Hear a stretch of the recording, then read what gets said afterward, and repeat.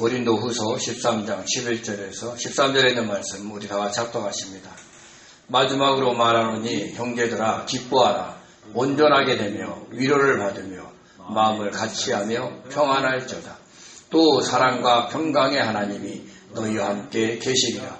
거룩하게 입맞춤으로 서로 문안하라. 모든 성도가 너희에게 문안하느니라. 주 예수 그리스도의 은혜와 하나님의 사랑과 성령의 교통하심이 너희 무리와 함께 있을지어다. 아멘. 아멘. 기도합니다. 전능하신 하나님 감사드립니다. 하나님의 귀한 말씀이 선포되는 이 시간에 함께 계시고 모든 어둠을 물리쳐 주시고 우리 성도님들의 심령에 성령께서 부어주셔서 아버지 귀한 말씀을 심겨줄 수 있도록 역사하여 주옵소서. 감사하며 예수님의 이름으로 기도드립니다. 아멘. 아멘. 우리나라의 어린이날은 5월 5일입니다. 이번 주 화요일이죠. 그래서 교회마다 오늘을 어린이 주일로 지킵니다. 어린이날은 어린이들의 인격을 존중하고 행복을 도모하기 위해 정한 기념일입니다.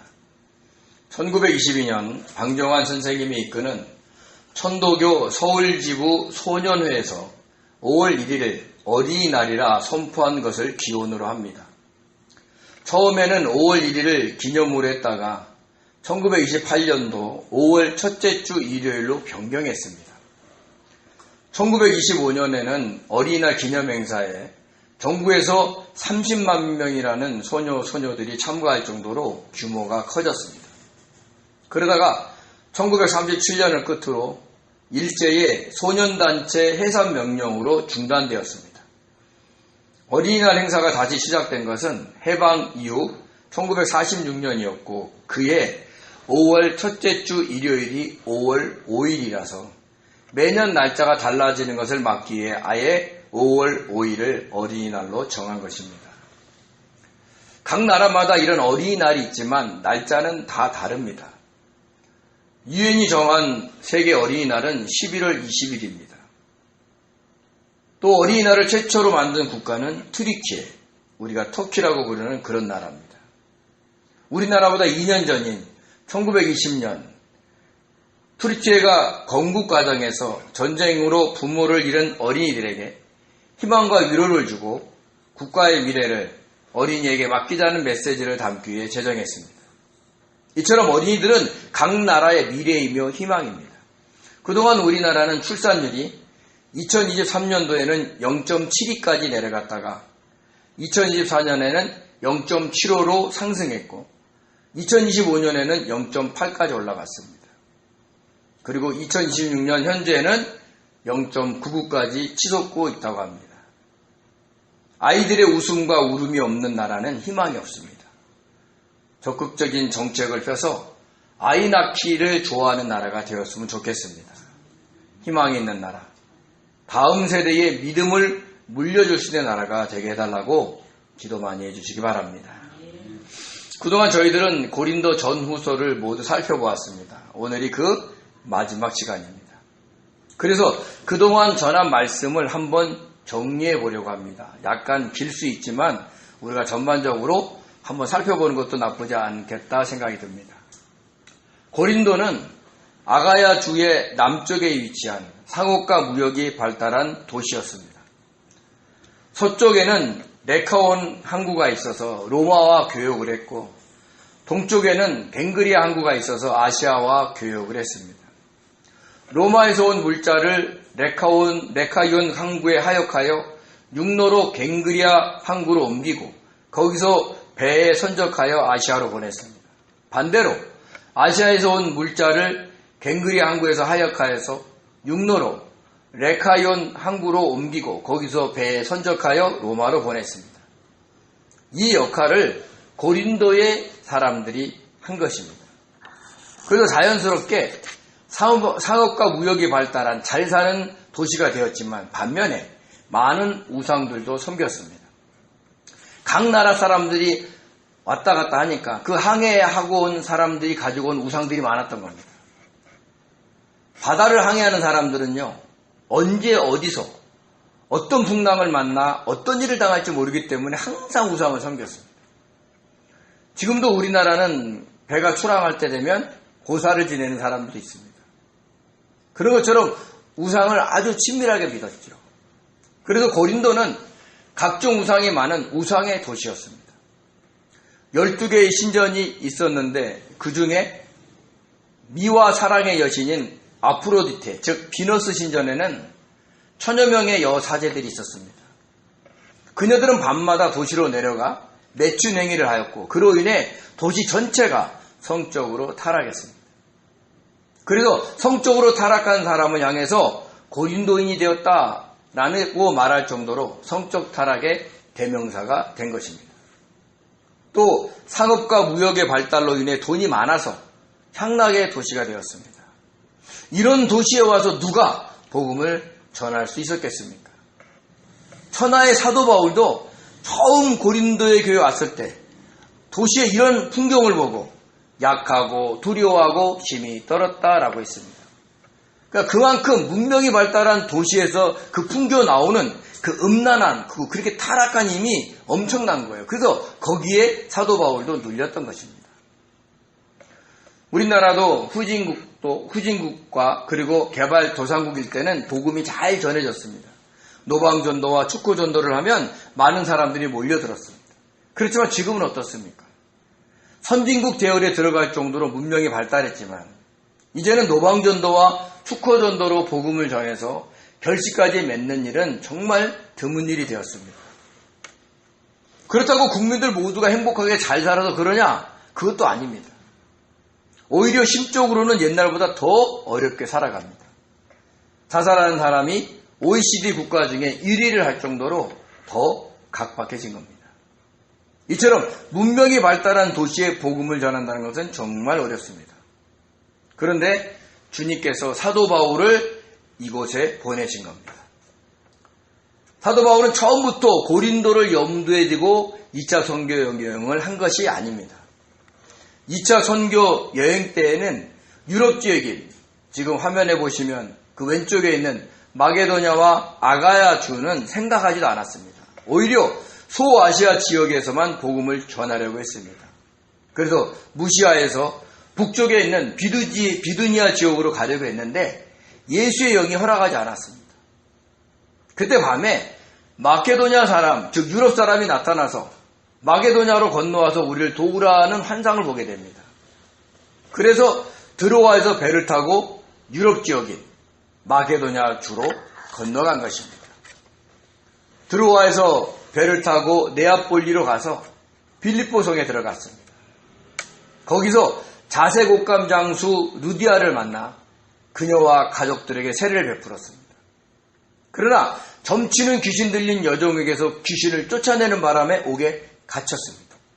기도하고 찬송을 부를 때 성령의 역사로 옥문이 열렸지만 도망가지 않았습니다. 죄인들이 도망간 줄 알고 간수가 자살하려고 했을 때 그를 제지하면서 주 예수를 믿으라, 그리하면 너와 내 집이 구원을 받으리라는 정말 유명한 말과 함께 그의 가족 모두를 구원받게 했습니다. 그렇지만 그 일로 인해서 빌립보 성을 떠나라는 상관의 명령을 받고 데살로가냐로 내려갔는데 많은 사람들이 바울의 말에 귀를 기울이며 따랐습니다. 그런데 참 안타깝게도 그 지역에 살고 있는 유대인들이 시기해서 불량배를 시켜서 소동을 일으키는 바람에 다시 그 남쪽인 베레아로 내려가게 된 것입니다. 다행히 베레아 사람들은 신사적이었고 바울의 말을 받아들이면서 성경을 상고했습니다. 많은 사람들이 믿었죠. 근데 그 모습을 보고 또 데살로니가에 있는 유대인들이 찾아와서 또 소동을 일으켰습니다. 그래서 할 수 없이 아가야 주에 있는 아덴까지 내려갔습니다. 지금의 아테네입니다. 아덴 사람들은요, 논쟁하기를 좋아해요. 그래서 철학이 발달한 도시입니다. 그래서 바울이 전하는 기독교 복음을 새로운 가르침이다라고 호기심을 갖고 받아들였습니다. 또 종교심이 많은 그들은 혹시 자신들이 빼놓은 신이 있을까 해서 그래서 그 신으로부터 어떤 해를 당할까봐 알지 못하는 신에게라는 단을 쌓고 섬기고 있었습니다. 그것을 본 바울이 너희들이 알지 못하는 신이 바로 전능하신 하나님이다라고 설명하면서 복음을 전했습니다. 근데 안타깝게도 아덴 사람은 논쟁은 좋아하지만 복음을 받아들이진 않았어요. 그래서 그 아래 도시인 고린도에까지 이르게 된 것입니다.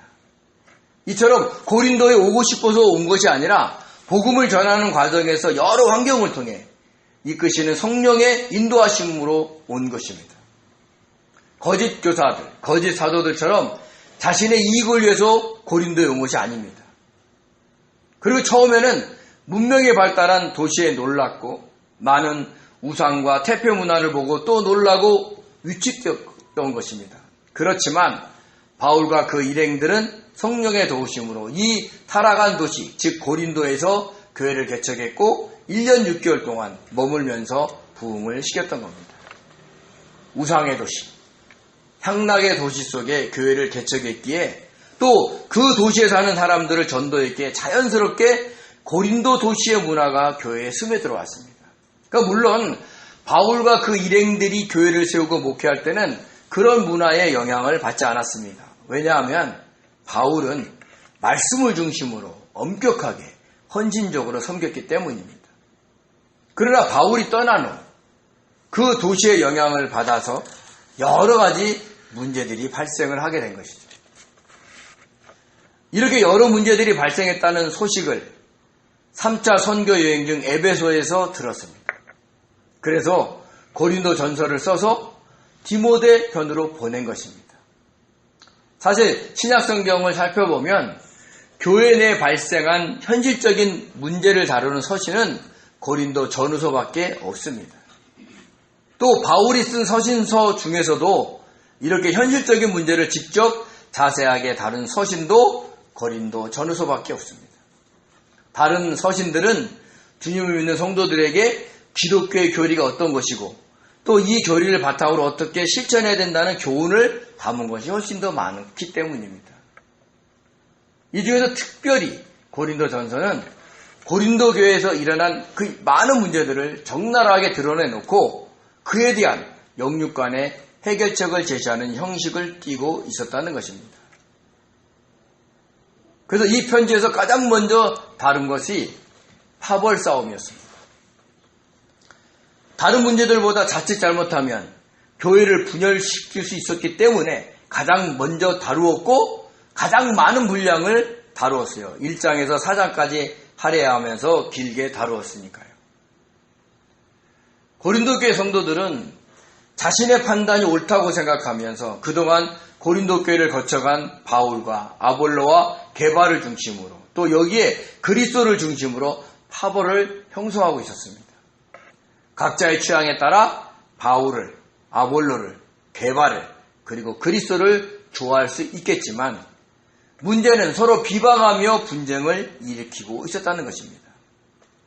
그래도 바울은 자신들은 하나님의 사역자여 동역자로서 하나님의 집인 성도들을 관리하는 청지기이며 그리스도의 일꾼으로 하나님의 비밀을 맡은 자일 뿐임을 강조하면서 사람들의 추앙을 받을 만한 존재들이 아님을 역설했습니다. 그리고 성도들에게 자신들이 하나님의 나라가 임한 하나님의 밭이요, 하나님의 집이요, 하나님의 성전인 것을 알려주면서 눈에 보이는 사람들을 섬기지 말라라고 충고를 한 것입니다.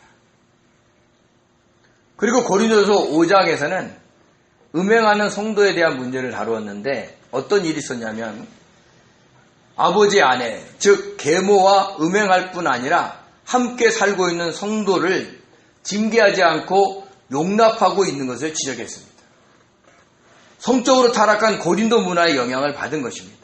그런데 성도들은 자신들이 주님의 사랑으로 모든 것을 이해하고 용서하고 용납할 정도로 믿음이 좋다고 자랑하면서 그 사람들을 인정하고 그 사람을 받아들인 겁니다. 그래서 이에 바울은 그것이 영적 교만에 빠진 것임을 지적하고 하나님의 미워하시는 죄를 용납하는 것은 옳지 않을 뿐 아니라 그를 사랑하는 것이 아니다라고 지적을 했습니다. 성도는 죄를 미워함, 순전함과 진실함으로 살아야 함을 강조했던 것입니다.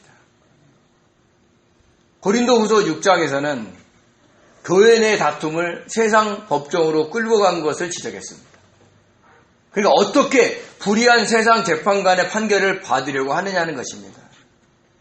우리가 믿음의 눈으로 보면 세상에서 일하는 재판관은 아무리 그 사람이 정직하고 신실하고 분명하고 확실한 사람이라 할지라도 불의할 수밖에 없습니다. 왜냐? 그들은 의로우신 주님의 뜻대로 판결하는 게 아니라 세상에서 만든 법에 따라 판결을 하기 때문입니다. 그러므로 천사들까지 판단할 수 있는 교회 내 지도자를 통해서 다툼을 판단받으라고 한 것입니다. 그리고 왜 교회 문제를 세상으로 끌고 가냐 하는 것이죠. 또 성도들은 주 안에서 모든 것을 다 할 수 있는 자유함이 있지만 그것이 반드시 하나님의 영광이 되는지를 살피라는 거죠. 모든 것을 할 수 있지만 모든 것이 유익한 것은 아님을 강조하면서 이야기를 했던 것입니다. 그리고 고린도서 10장에서는요. 결혼에 대해서, 부부관계에 대해서, 할례와 사회적 신분에 대해서, 그리고 처녀와 약혼한 남자와 재혼에 대해서 언급을 했습니다. 결혼을 해도 되고 안 해도 된다고 했으며 할례를 받아도 되고 안 받아도 된다고 했으며 종이라도 괜찮고 자윤이라도 괜찮다고 했습니다. 중요한 게 뭐냐? 어떻게 하면 주님을 기쁘시게 할까 염려하며 살아가야 한다라는 것을 역설을 했던 것입니다. 그리고 이어서 사도 바울은 우상 제물을 먹는 것에 대한 문제를 길게 다뤘습니다. 왜냐하면 고린도는 우상의 도시였기 때문에 시장에 나와서 파는 대부분의 고기들이 우상에게 바쳐준 후에 시장에 나왔기 때문입니다. 그래서 고린도전서 8장 1절에서 11장 1절까지 다루었습니다. 여기서 뭐라고 얘기했느냐? 참 신은 하나님밖에 없고 이 세상에 있는 우상들, 즉 사람이 만든 형상들은 인간이 자신들의 안위를 위해서 만든 물건일 뿐이라는 거예요. 그러니까 우상은 존재하지 않기 때문에 그 앞에서 제사한 고기를 먹든 안 먹든 자유하라라고 이야기를 했던 겁니다. 아무 상관이 없다는 거예요. 그렇지만 누군가가 자신이 우상 제물을 먹음으로 실족할 것 같으면 먹지 말라 그랬어요. 그래도 바울은 만약 자신이 그런 행동을 함으로 인해서 누군가가 실족한다면 평생 고기를 먹지 않겠다라고 다짐을 했습니다. 그러니까 한 사람의 영혼 그리고 그 영혼의 성장 성숙을 아주 소중하게 여긴 것입니다. 그리고 고린도전서 11장에서는요. 예배 시에 여자 성도가 머리에 수건을 쓰는 문제와 부유한 성도들이 성찬식 때 먼저 와서 빵과 포도주를 먹는 문제를 다루었습니다. 당시 사회적인 통념도 존중해야 했기 때문에 여자 성도들은 머리에 수건을 써야 하고 부유한 성도들은 가난한 성도들이 실족하지 않도록 그들이 일을 다 마치고 왔을 때 함께 성찬식에 참여하라라고 충고를 했습니다. 그리고 이어서 고린도서 12장 14절에서는 은사를 자랑하는 것에 대한 문제를 지적했습니다. 그러니까 성도들 중에서 막 교회가 처음부터 뜨거워지니까 성령의 역사가 나타나는 거예요. 오순절에 임했던 그 성령의 역사가 나타나서 방언을 하고 예언을 하고 그리고 영적 지식이 있는 사람이 생겼던 거예요. 근데 신앙이 성숙되지 않았기 때문에 그것을 자랑하면서 방언을 못하고 예언을 못하는 성도들을 무시하는 경향이 생겨난 것입니다. 그렇지만 성령께서 주신 은사는 자기를 자랑하는 수단으로 사용하라고 주신 것이 아니라 교회의 덕을 세우라고 주신 것임을 강조했습니다. 그러면서 지혜는 아이가 되지 말고 악에는 어린아이가 되라라고 했습니다. 이 얘기는 뭐냐면 다른 사람을 사랑하는 마음에는 장성한 사람처럼 행동하고 자신에게 은사가 나타난다고 자랑하는 악에 대해서는 어린아이처럼 어설프게 행동하라라고 경고를 한 것입니다. 그리고 15장에서는요. 부활의 진리에 관한 문제를 다루었습니다. 당시에는 헬라 철학과 영지주의자들의 영향을 받은 성도들 일부가 죽은 자 가운데서 부활이 없다라고 주장을 한 겁니다. 이에 대해 바울은요. 하나님의 경륜 안에 죽은 자의 부활이 있고 그로 인해 잠자는 자의 첫 열매로 부활하신 주님께서 12사도와 많은 제자들과 만삭되지 못한 자 같은 자신에게까지 보여주셨다라고 이야기를 했습니다. 그리고 죽은 자들이 어떻게 다시 살아날까? 어떤 몸으로 오느냐라고 묻는 자에게 농사 짓는 원리를 예를 들어 설명을 했습니다. 그러니까 우리가 씨를 보면 비슷비슷해요. 시커멓고 동그랗고 납작하고 막 그래요. 근데 그것을 뿌리거나 심으면 그 씨가 썩어서 밀로 자라기도 하고 또 다른 작물로 자라기도 하고 어떤 것은 꽃으로도 자란다는 거죠. 그러니까 죽은 자의 부활이 그와 같다는 거예요. 그래서 마지막 나팔 소리에 주님께서 재림하실 때 썩을 것으로 심고 썩지 않을 것으로 다시 살아나며 욕된 것으로 심고 영광스러운 것으로 다시 살아나며 약한 것으로 심고 강한 것으로 다시 살아나며 육의 몸으로 심고 신령한 몸으로 다시 살아난다라고 했습니다. 왜요? 사도 바울이 그 셋째 하늘에 가서 봤기 때문에 그래요. 그리고 그때 하나님께서 사망을 삼키시고 이길 것이다 라고 했어요. 그러니까 다시는 사망, 죽는 일이 없어질 것이다 라고 이야기를 한 것입니다. 그리고 마지막으로 16장에서는 예루살렘에 있는 성도들을 구제하는 연보에 대해서 설명을 하면서 깨어 믿음에 굳게 서서 남자답게 강건하라. 너희 모든 일을 사랑으로 행하라 라고 당부하면서 문안 인사로 마무리를 했습니다. 이것이 고린도전서의 전체적인 이야기입니다. 한꺼번에 막 설명드리니까 헷갈리시죠. 그래서 한번 이렇게 전반적인 그림을 그리면 도움이 되실 겁니다. 그런데 안타깝게도 고린도 교회 성도들은 디모데가 가져간 고린도전서를 받아들이지 않았어요. 왜? 이미 거짓 교사들과 거짓 사도들이 그 화려한 말씀시로 바울을 모함하고 비방한 상태였기 때문이었습니다. 자천서나 추천서가 없는 가짜라는 둥, 편지는 잘 쓰는데 말은 어눌하게 한다는 둥, 자신들은 잘생겼는데 너무 못생겼다는 둥, 영적이지 않고 육적이라는 둥, 그 여러 가지 이유를 들어서 모함을 했고 그들의 이런 미혹에 성도들이 넘어간 상태였습니다. 그러니까 이런 상황을 전해들은 바울은 사태의 심각성을 인식하고 에베소에서의 사역을 잠시 멈추고 급하게 고린도 교회를 방문했습니다. 그런데 이미 그들에게 미혹된 성도들이 바울을 의심의 눈초리로 받고 그리고 바울을 배척한 거예요. 그러니까 그런 상황에서는요, 바울이 어떤 말로 설명을 해도 통하지가 않습니다. 그래서 할 수 없이 에베소로 다시 돌아와야만 했습니다. 고린도 교회가 염려되어서 근심 중에 방문했는데 거짓 사도들의 미혹에 빠진 성도들을 보고 더 근심하면서 다시 돌아오게 된 것이죠. 그래서 이것을 근심의 방문이다라고 이야기를 한 겁니다. 그러나 바울은 고린도 교회 성도들을 사랑했기에 다시 그들을 생각하면서 눈물로 편지를 써서 디도편으로 보냈습니다. 그리고 디도에게 우리 드로아에서 만나자라고 약속을 한 거죠. 근데 드로아에 갔는데 전도의 문이 열려서 막 한참 복음을 전하고 있었는데 디도가 오지 않자 마음이 불편해서 사도 바울은 거기서 전도하지 않고 마게도냐로 건너갑니다. 다행히 그곳에서 디도를 만나가지고 고린도 교회 성도들이 바울이 보낸 눈물의 편지를 읽고 회개하면서 다시 바울을 사모하고 있다는 기쁜 소식을 전해주었습니다. 그래서 다시 고린도 교회를 방문하기 전에 거기에서 지금 고린도 후서를 써서 보낸 것입니다. 그래서 고린도 후서에서는요, 고린도 전서처럼 고린도 교회에 일어난 여러 가지 현안 문제를 다루지 않았습니다. 대신에 거짓 교사들과 거짓 사도들이 바울을 모함한 내용을 반박했습니다. 그들이 바울을 모함하면서 전한 다른 예수, 다른 영, 다른 복음으로 성도들의 믿음이 훼손될 수 있었기 때문에 그렇게 한 것이죠. 고린도후서 1장에서는요. 고린도 교회에 가는 선교 일정이 바뀐 상황을 설명합니다. 왜냐하면 거짓 사도들이요. 그 바뀐 것을 통해서 사도 바울이 선교 일정을 바꾼 거 보니까 주님을 잘 믿지 않고 주님께서 받은 사람이 아니야. 그래서 사도 바울은 가짜야 라고 그리고 고린도 교회를 사랑하지 않는 사역자야 라고 모함을 했기 때문입니다. 그래서 사도 바울이 그러죠. 내가 임의적으로 했겠냐는 거예요.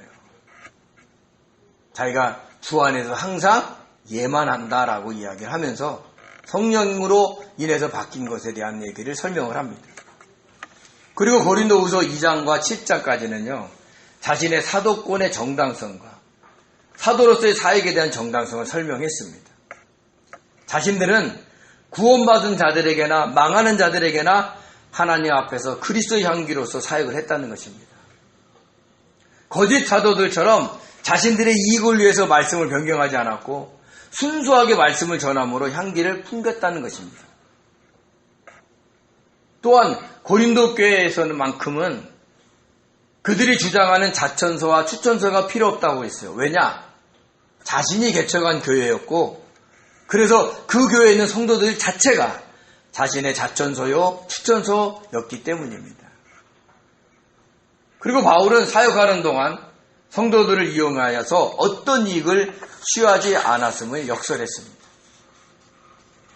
또 영의 직분, 의의 직분을 받은 새 언약의 일꾼으로서 정말 미쳤다 할 정도로 고린도 교회 성도들을 위해서 화목하게 하는 직분을 감당했다라고 했습니다. 그러니까 성도들을 하나님과 화목하게 하는데 최선을 다했다는 거죠.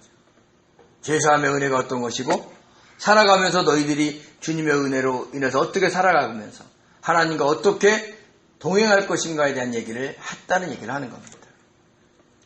이 직분을 감당하기 위해서 엄청난 환난 속에서도 깨끗함과 지식과 오래 참음과 자비함과 성령의 감화와 거짓 없는 사랑으로 진리의 말씀만을 전했다라고 주장을 했습니다. 그래서 자신들을 이렇게 소개해야 합니다. 속이는 자 같으나 참되고 무명한 자 같으나 유명하고 죽은 자 같으나 살았고 징계를 받은 자 같으나 죽임을 당하지 않고 근심하는 자 같으나 항상 기뻐하고 가난한 자 같으나 많은 사람들을 부유하게 하고 아무것도 없는 자 같으나 모든 것을 가진 자라고 했습니다. 고린도 성도들의 영혼 구원과 그 영의 성장 성숙을 위해서 희생하고 헌신하면서도 정결하게 사역했다라고 이야기를 한 겁니다.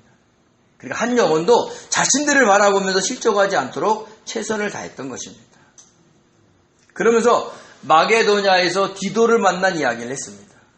그때 고린도 교회 성도들이 자신이 보낸 눈물의 편지를 읽고 회개하고 다시 바울을 보고 싶어했다는 말에 너무 기뻤던 그때의 상황을 이야기를 합니다.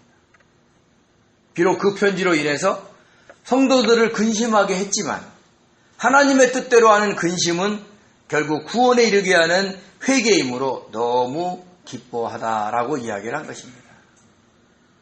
그리고 이어서 8, 9장에서는요.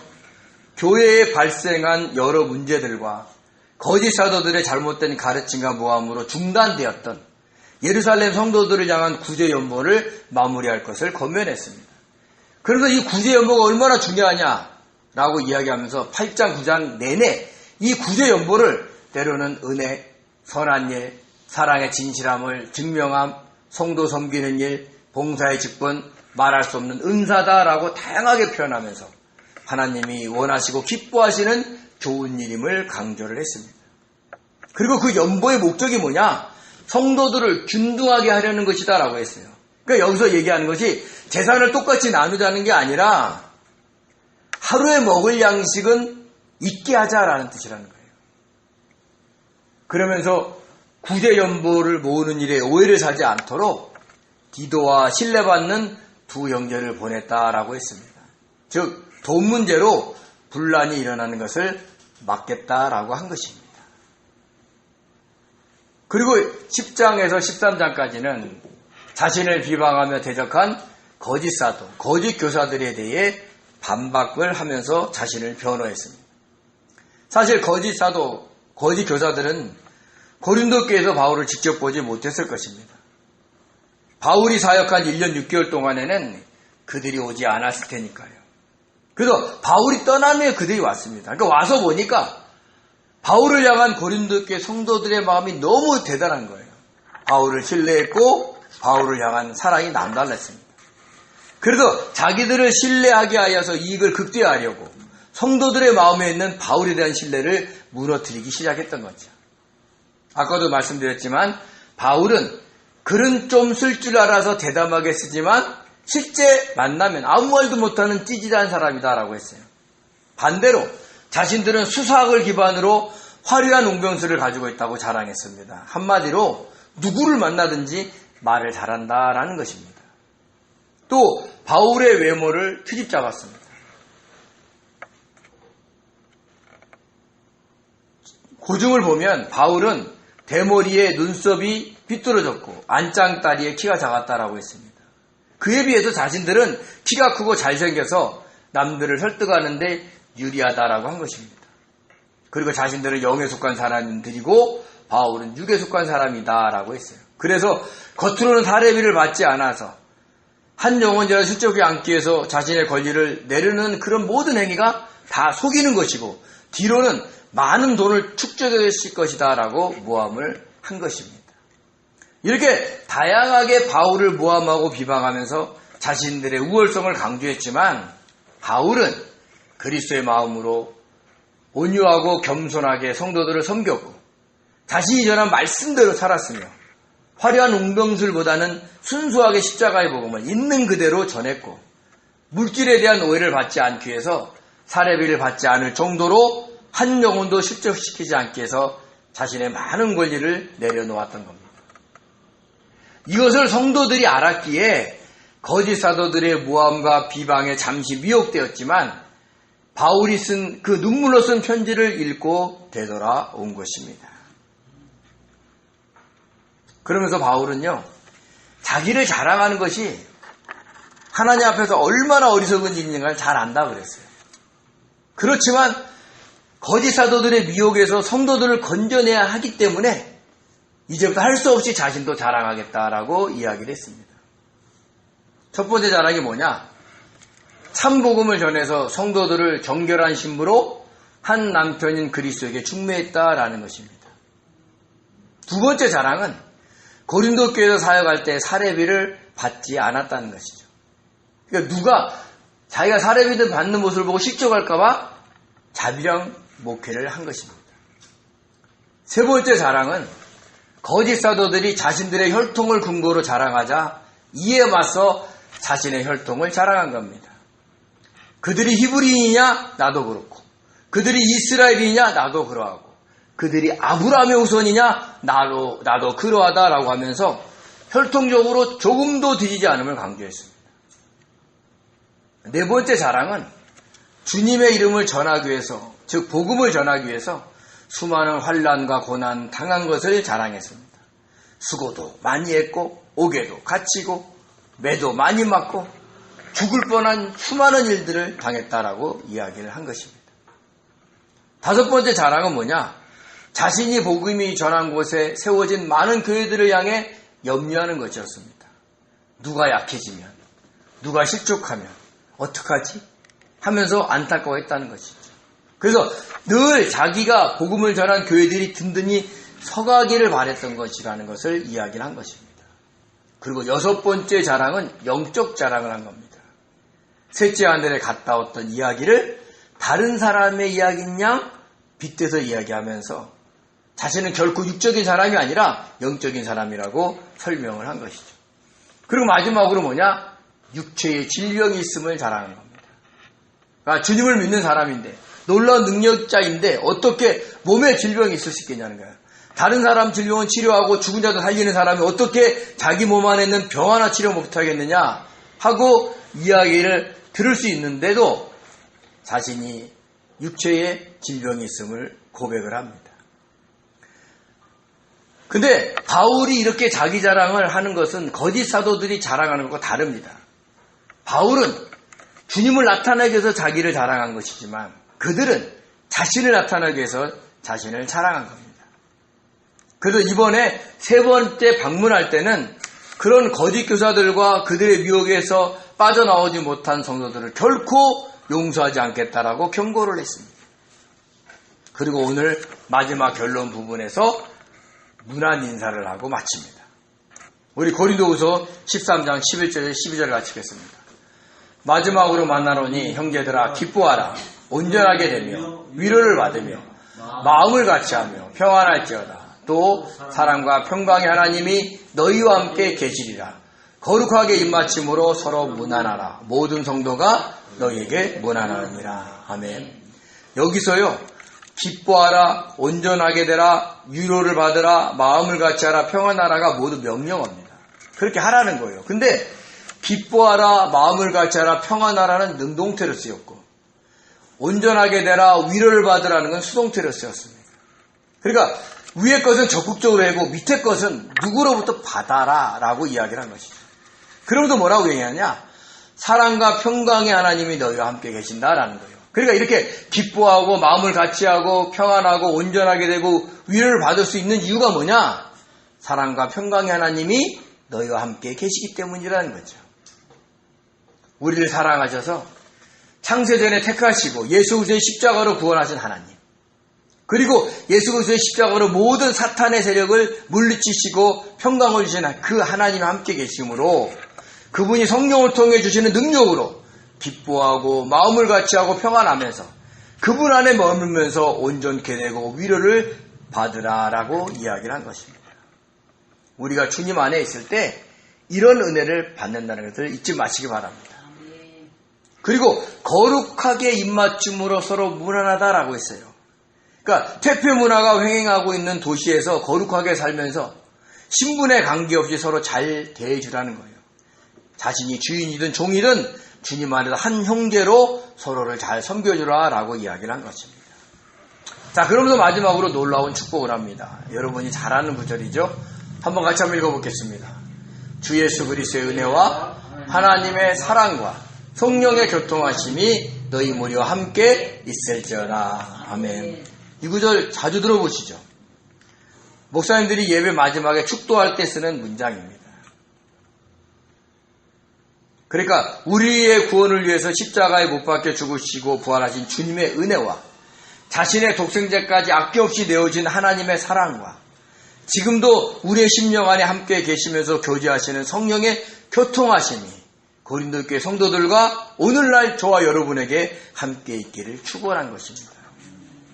근데 마지막 부분을 한번 보세요. 마지막 부분에 있을지어가 일반 성경책을 보면 작은 글씨로 쓰여 있는 것을 볼 수 있어요. 제가 가진 성경책은 워낙 작아가지고 그게 구별이 안 되는데 애지간히 큰 성경을 보면 이렇게 구별되어 있습니다. 그럼 왜 똑같이 안 쓰고 작게 했느냐? 원문에 이 말이 없기 때문입니다. 근데 없는데 사람이 후대에서 붙인 거예요. 왜? 편안하게 읽으라고. 그러니까 원문에는 어떻게 되어 있느냐? 주 예수 그리스도의 은혜와 하나님의 사랑과 성령의 교통하심이 너희 무리와 함께. 그 당시에 축원을 드렸던 형식인 겁니다. 우리가 카톨릭에서 보면 사제들이 뭐뭐뭐 하면서 성도들과 함께 하면 또 성도들이 그런 것이 사제들과 함께 이러고 맞춰요. 근데 뒤에가 뭔가 궁금하잖아요. 그래서 이해하기 쉽게 있을지어다라고 붙인 거예요. 그래서 한국교회에서는 교단별로 이 부분을 있을지어다라고 하는 교단도 있고 어떤 교단은 있기를 축원드려옵니다라고 기도하기도 합니다.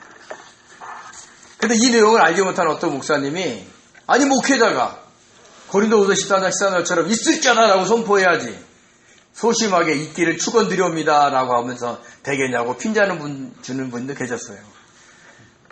그러니까 그분이 이 내용을 모르는 거죠. 그러니까 없는 걸 붙였기 때문에 있을지어다라고 하든지 있기를 축원드려옵니다라고 해도 아무 상관이 없는 겁니다. 이렇게 사랑과 평강의 하나님 함께 계심으로 능동적으로 항상 기뻐하고 마음을 같이 하고 평안하시길 바랍니다. 그리고 수동적으로는 힘들고 어려울 때 주님 안에 머물면서 온전하게 성장하시고 그리고 주님을 부르면서 위로받으시기 바랍니다. 모든 성도님들을 위해 주 예수 그리스도의 은혜와 하나님의 사랑과 성령의 교통하심이 함께 하시기를 축원드립니다. 기도하겠습니다. 은혜로우신 하나님 감사를 드립니다. 저희들을 사랑하셔서 아버지 이렇게 많은 것으로 축복하심에 감사드립니다. 주님의 은혜, 하나님의 사랑, 성령의 교통하심을 마음껏 만끽하며 찬양하며 기뻐하며 마음을 같이하며 하나님 아버지 평안하며 온전케 되며 위로받으며 살아갈 수 있도록 축복하여 주옵소서. 감사하며 예수님의 이름으로 기도드립니다. 아멘. 아멘.